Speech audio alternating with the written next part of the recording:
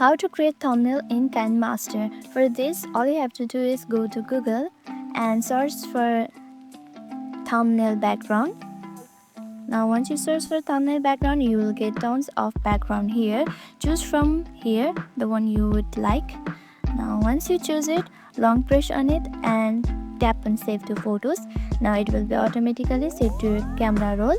Now once you save it, you can also download the logo and all from here.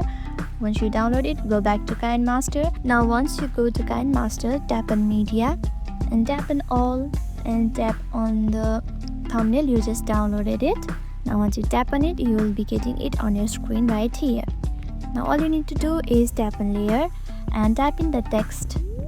Once you type in the text, tick mark it, and you can adjust it in the timeline by dragging its cursor like this. Once you adjust and drag it, you can edit the text from here. Tap font and add the font you would like. Okay, let me add this one. Now once you add it, adjust it like this again.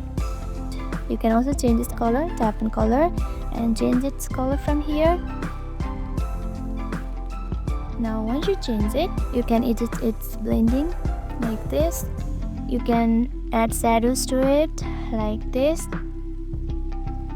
You can add glow to it like this. You can change its color to this. Now just edit it in whichever way you like. Now you can also add backgrounds like this. You can also add animations to it like this. Now go to layer and tap on media and add the logo you just downloaded like this. Adjust its position like this. Now you need to drag it like this. Okay, as you can see, your thumbnail is already created. Let us change its color. I don't think it looks good right now. Just change to pink. Okay, it looks good, I hope. And that's it. You just created a thumbnail in KineMaster. I hope you found this video helpful. If you did, don't forget to like, subscribe and hit the notification bell for more videos like this. Thank you for watching.